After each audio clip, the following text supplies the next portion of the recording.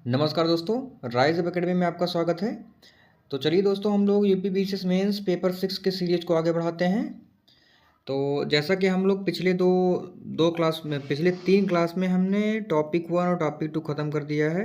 तो आज हम लोग टॉपिक 3 पढ़ेंगे। देखिए टॉपिक 3 क्या है। उत्तर प्रदेश सरकार की लोक कल्याणकारी योजनाएं, परियोजनाएं एवं नियोजित विकास, मानव संसाधन एवं कौशल विकास। ठीक, इसमें कल्याणकारी योजनाएं, परियोजनाएं, नियोजित विकास एवं मानव संसाधन कौशल विकास हम लोग पढ़ेंगे। ठीक, तो देखिए इस पे सबसे पहले हम देखेंगे कि पीवाईक्यू में आए हुए प्रश्न इस टॉपिक से कौन से हैं। तो सिर्फ एक प्रश्न 2023 में से आया है 8 अंकों का। उत्तर प्रदेश में दिव्यांगजनों के सशक्तिकरण और उनके कल्याण के लिए प्रमुख योजनाएं क्या हैं। ठीक, तो जो दिव्यांगजन हैं उनके लिए सशक्तिकरण के लिए कौन कौन सी योजनाएं हैं उन्हीं के बारे में चर्चा करना ही के संबंधित एक प्रश्न आया हुआ है। ठीक, और आगे से संबंधित प्रश्न बन सकते हैं। कई सारी जो योजनाएं मानव संसाधन विकास और कल्याणकारी राज्य की अवधारणा के लिए चल रही हैं, उसके लिए आप पढ़ते रहेंगे तो ये आने वाले प्रश्न को आप कवर कर लेंगे। ठीक, तो चलिए दोस्तों, इसमें हम लोग पिछले वीडियोस की तरह ही हम लोग इसको इंट्रोडक्शन, मेन बॉडी एवं कंक्लूजन के फॉर्मेट में ही पढ़ेंगे। तो देखते हैं उत्तर प्रदेश सरकार के लोक कल्याणकारी योजनाएं एवं परियोजनाएं विकास। देखिए दोस्तों, जैसा कि भारतीय समाज है, भारत सरकार जो है कल्याणकारी राज्य है एक प्रकार का, क्योंकि भारत विकासशील देश है। तो विकासशील देशों में सरकार के हस्तक्षेप की जरूरत होती है और यहाँ पे सुविधा वर्गों की संख्या काफ़ी ज़्यादा होती है, वंचित वर्गों की संख्या ज़्यादा होती है। इसके कारण सरकार को विभिन्न कल्याणकारी योजनाएं लानी पड़ती हैं ताकि आर्थिक असमानता, सामाजिक असमानता और समाप्त किया जा सके और सामाजिक न्याय के लक्ष्य को प्राप्त किया जा सके।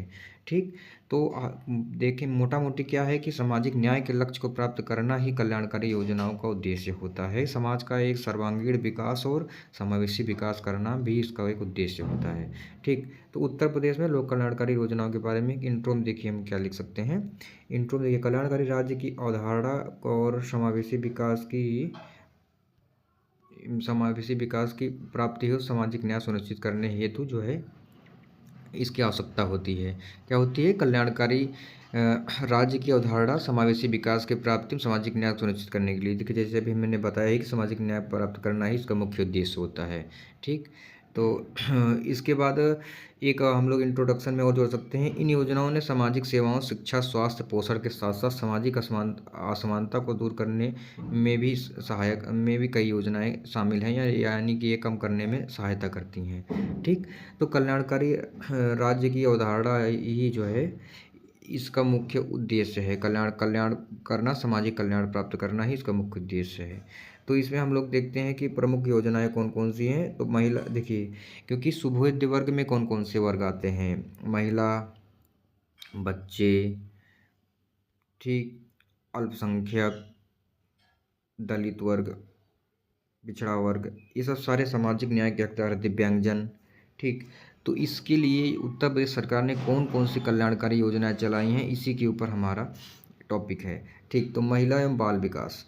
तो महिला बाल विकास संबंधी मुख्यमंत्री कन्या सुमंगला योजना, इसका उद्देश्य जो है बालिका के जन्म से लेकर के उसकी शिक्षा तक विभिन्न चरणों में सशक्त वित्तीय सहायता देना। ठीक, तो ये बालिकाओं को वित्तीय सहायता संबंधित है और इसका उद्देश्य लैंगिक समानता, बाल विवाह रोकना, शिक्षा स्तर में सुधार करना। तो कुल मिलाकर के यह बच्चियों के या बालिकाओं के या महिलाओं की लैंगिक असमानता को दूर करना, बाल विवाह को रोकना और शिक्षा स्तर में जागरूकता लाना ही इसका मुख्य उद्देश्य है। इसके लिए सरकार वित्तीयन करेगी। ठीक, अगला है मिशन शक्ति अभियान। आपने काफ़ी सुना होगा इसका उद्घाटन 17 अक्टूबर 2020 को किया गया और इसका उद्देश्य है सम्मान और स्वावलंबन बढ़ाना, महिलाओं की सुरक्षा करना। ठीक, अगला देखते हैं उत्तर प्रदेश भाग्य लक्ष्मी योजना।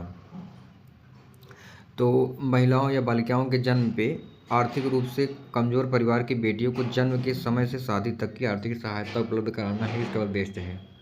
ठीक, तो बेटी की माँ को 5100 रुपये की नगद धनराशि, 5100 रुपये की नगद धनराशि दी जाएगी। ठीक, और दिव्यांगों के कल्याण के लिए कौन कौन सी, जैसे हमने महिलाओं के संबंधित 3 योजनाएं देखी, इसमें आप और ऐड कर लीजिएगा जो आपको लगे की आवश्यक हैं फिलहाल, क्योंकि अगर डायरेक्ट इस तरह का प्रश्न आता है कल्याणकारी योजनाओं के ऊपर, तो उसमें एक एक टॉपिक एक एक मुद्दों में दो दो दो तीन तीन दिखा देंगे तो बहुत है। और दिव्यांगजनों के कल्याण हेतु दिव्यांग एवं कुष्ठावस्था पेंशन योजना, ठीक, इसके लिए क्या है, उत्तर प्रदेश का स्थायी निवासी होना चाहिए, पात्रता की बात हो रही है, 18 वर्ष या उससे अधिक होना चाहिए, 40% विकलांगता होना चाहिए, मिनिमम इसकी सीमा है। लाभ की राशि क्या होगी, 1,000 रुपये प्रतिमाह दिव्यांगजन को मिलेगा और 2,500 रुपये प्रतिमाह कुष्ठावस्था, यदि किसी को कुष्ठ रोग है उसके लिए मिलेगा। ठीक, तो ये सम्मिलित योजना है दिव्यांगजन और कुष्ठा योजना। ठीक, और आगे इसके है हाँ, इसका उद्देश्य दिव्यांग एवं कुष्ठ रोग से प्रभावित व्यक्तियों का भरण पोषण करना, उनको सामाजिक सुरक्षा प्रदान करना ही इसका मुख्य उद्देश्य है। फिर अगला देखते हैं कृत्रिम अंग सहायक उपकरण योजना। ठीक, ये भी दिव्यांगजनों के लिए है। तो व्हील चेयर श्रवण यंत्र ये सब उपलब्ध कराया गया इसके अंतर्गत। अनुदान राशि जो है ये 10,000 से लेकर 15 राशि तक, 10,000 थी पहले, अभी 15,000 इसकी बढ़ा दिया गया। इसका महत्व क्या है, दिव्यांगजनों की गतिशीलता एवं स्वतंत्रता को बढ़ाना। ठीक, तो हमने अभी तक दो दो संबंधित देखी, एक महिलाओं संबंधित देखी, दूसरा दिव्यांगजन, तीसरा हम लोग कृषि से संबंधित देखते हैं ताकि किसानों के हालात सुधारे जा सकें। ठीक, उत्तर प्रदेश कृषि निर्यात नीति 2019, कृषि निर्यात को 2024 तक दोगुना करना तथा कुल निर्यात को बढ़ाकर 35,000 करोड़ को ले जाना इसका लक्ष्य है। ठीक, अगला मुख्यमंत्री कृषक दुर्घटना कल्याण योजना उत्तर प्रदेश सरकार द्वारा सन 2020 में चलाई गई। किसान की दुर्घटना में मृत्यु पर 5 लाख करोड़ तथा दिव्यांग होने पर 2 लाख की आर्थिक सहायता प्रदान की गई। अगला क्या है, ओडीओपी योजना, सन 2018 में 75 जिलों के विशिष्ट उत्पादों को वैश्विक पहचान देना। मुख्यमंत्री अभ्युदय योजना क्या है, 2021 में आई। ठीक, देखिए अन्य योजनाओं में ओडीओपी आई है, 75 जिलों में विशिष्ट उत्पादों को पहचान देना, इसको हम लोग अलग से भी पढ़ चुके हैं, पढ़ेंगे आगे टॉपिक में। ठीक, बाकी मुख्यमंत्री अभ्युदय योजना सन 2021 में आई। समाज समाज कल्याण उच्च या फिर उच्च शिक्षा विभाग द्वारा ये चलाई गई, दोनों के द्वारा, समाज कल्याण विभाग द्वारा, उच्च शिक्षा विभाग के द्वारा संयुक्त रूप से चलाई गई। इसका उद्देश्य प्रतियोगी परीक्षाओं जैसे कि यूपीएससी, यूपीपीएससी या फिर अन्य स्टेट यूपीपीएससी, यूपीएससी, जेई और नीट, इन सब प्रतियोगी परीक्षाओं तैयार करने वाले छात्रों को निःशुल्क कोचिंग प्रदान करना है। आर्थिक रूप से कमजोर छात्रों के लिए है मुख्यमंत्री अभ्युदय योजना, जो कि 2021 में चलाई गई। ठीक, अब हमने मुख्य मुख्य योजनाएं देख ली। अब हम क्या देखेंगे कि कल्याणकारी योजनाओं की क्या भूमिका रही। ठीक, कि कल्याणकारी योजनाओं की क्या भूमिका है, क्या महत्व है, इसके बारे में देखते हैं। देखिए, ये क्षेत्रीय विकास को बढ़ाता है।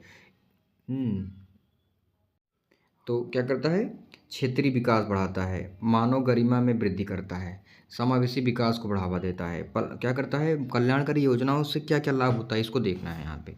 मानव गरिमा में वृद्धि होगी, कल्याणकारी योजना चलेंगी, लोगों को कल्याण होगा तो क्षेत्रीय विकास बढ़ेगा।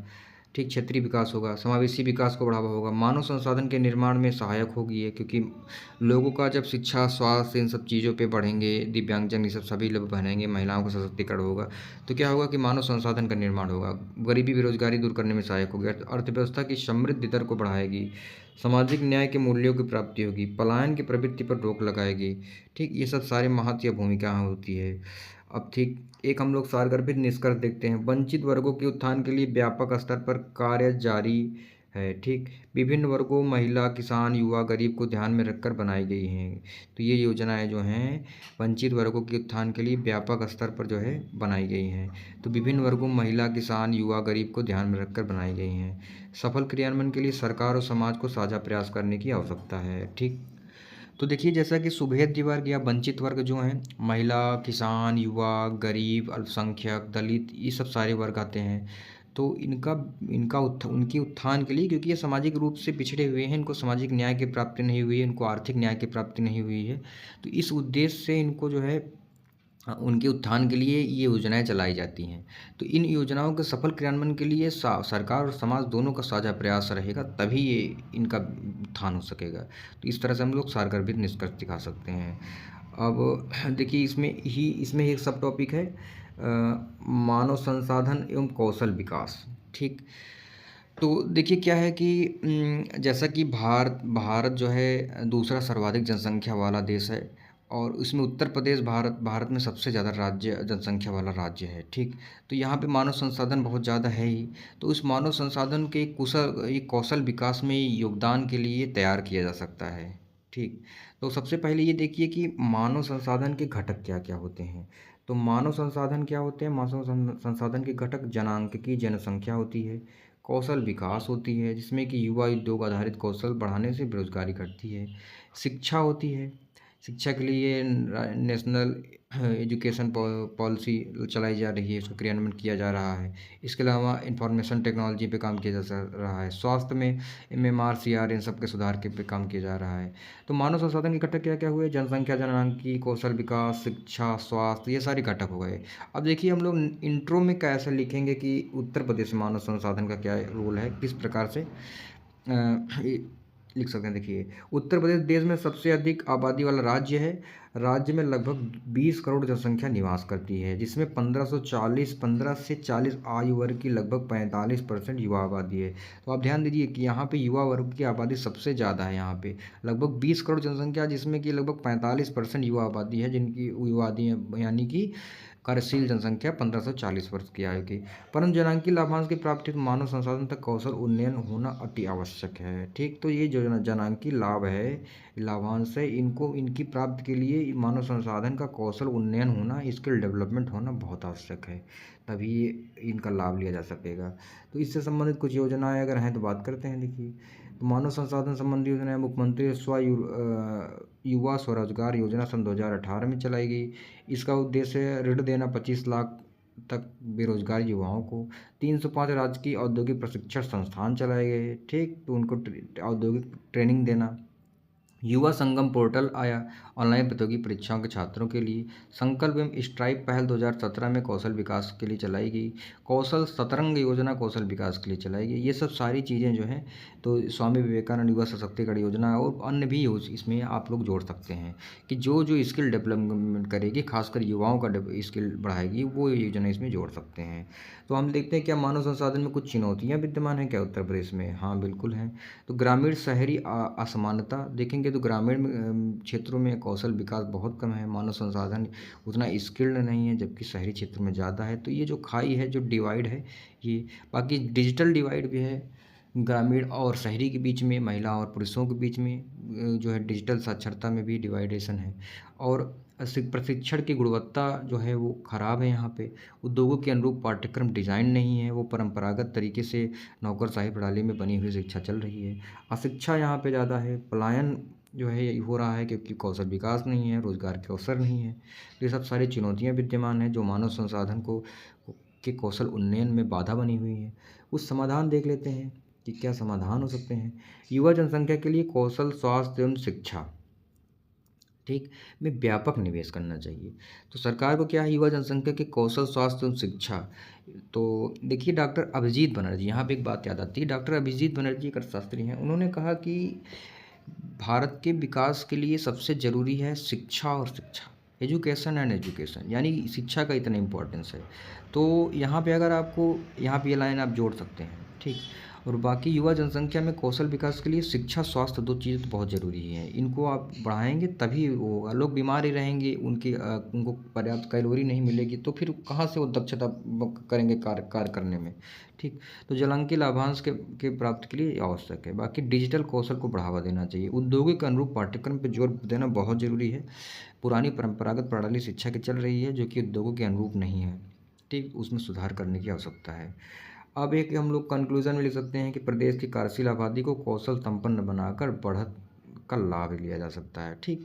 और भी अन्य कंक्लूजन में जोड़ सकते हैं, ये जो मैंने अभी समाधान में बताया इसको आप कंक्लूजन में मर्ज कर सकते हैं कि उद्योगों के अनुरूप पाठ्यक्रम को डिज़ाइन करना, डिजिटल डिवाइड को दूर करने के लिए डिजिटल साक्षरता बढ़ाना, युवाओं को औद्योगिक प्रशिक्षण दिया जाना, ठीक, अन्य सारी योजनाएं चला करके ही करना। और इस प्रकार से फिर क्या होगा कि जब उत्तर प्रदेश जो है लगातार कौशल उन्नयन पर काम करेगा तो फिर धीरे धीरे यहाँ का विकास होता जाएगा और फिर विकास और आगे बढ़ाएगा, कौशल उन्नयन होता जाएगा।